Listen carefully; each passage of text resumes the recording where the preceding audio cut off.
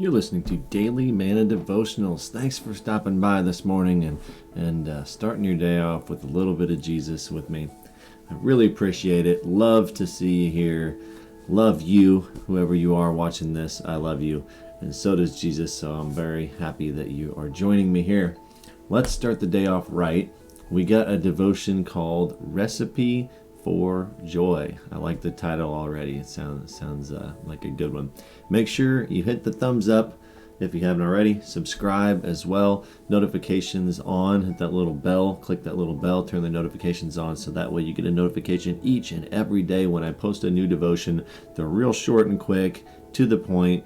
I think they're perfect to start off your day before work or school or whatever you're doing. You just pop it on your commute or while you get ready.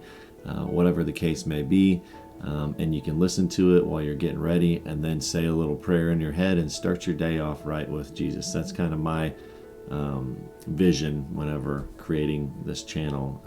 That's kind of what I pictured anyway. When I would get ready for work in the morning, when I would work early in the morning, it was always kind of a rush because it would be 4:30 or 5 in the morning and I'd be rushing around and trying to get there, dragging myself out of bed, trying to get ready and get to work on time. And something like this I thought would be perfect for a person like that just has kind of a few minutes in the morning that they can put on a devotion like this in their morning commute.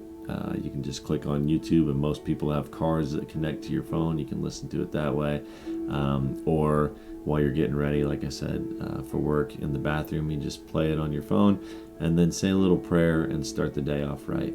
That's how I like to picture this channel going. So if any of you are actually doing that, starting your day off with a little bit of Jesus with these devotions, you might comment that and just let me know, because it's kind of fun to think of people actually doing what I envisioned this channel becoming for people. Anyway, without any more rambling, Recipe for Joy.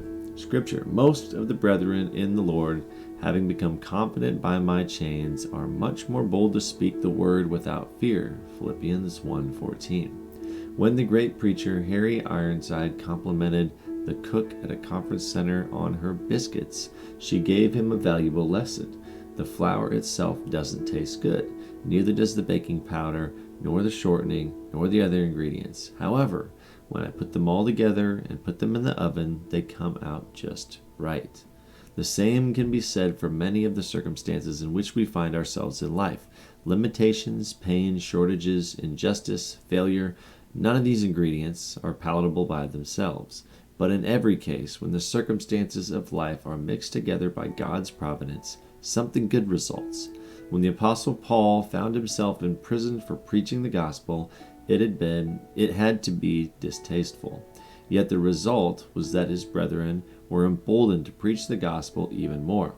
It is the believer's responsibility to focus not on the ingredients, but on the entire recipe to see what God is preparing.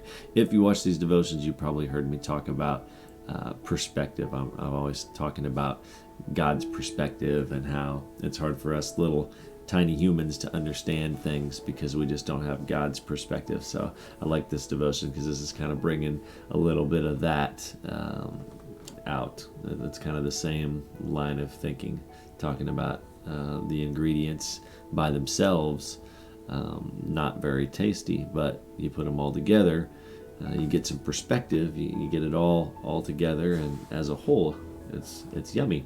If your circumstances are not palatable at the moment, step back.